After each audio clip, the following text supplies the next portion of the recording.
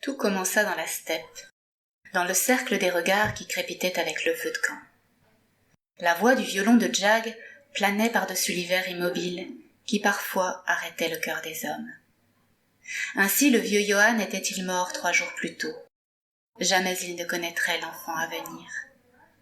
Ce jour-là, le jour où son père s'en était allé, Svetan avait appris que lui-même allait devenir père. Une vie pour une vie. Tel était le tribut à payer depuis toujours. Dès qu'une âme s'envolait, une autre se posait dans le creuset d'une mer, sous l'orbe d'un ventre rond comme le monde. C'était si étrange de connaître la douleur, la tristesse et la joie en même temps. On avait brûlé la roulotte de Johann, son bandoneon et son masque de clown triste pour que jamais il ne revienne hanter les vivants. Les flammes étaient hautes et bleues. Les enfants disaient qu'ils avaient vu l'ombre magnifique du vieux danser dans le chaud brasier.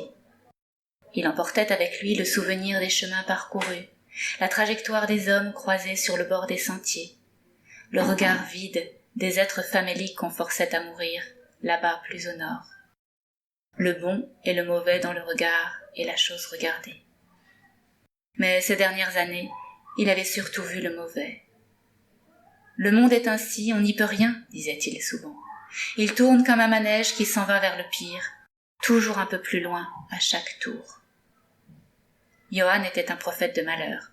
Il annonçait de terribles apocalypses et la venue de démons implacables. Il disait qu'il fallait traverser l'océan et rejoindre les Amériques avant qu'il ne soit trop tard, car bientôt, la vie n'aurait plus aucun prix.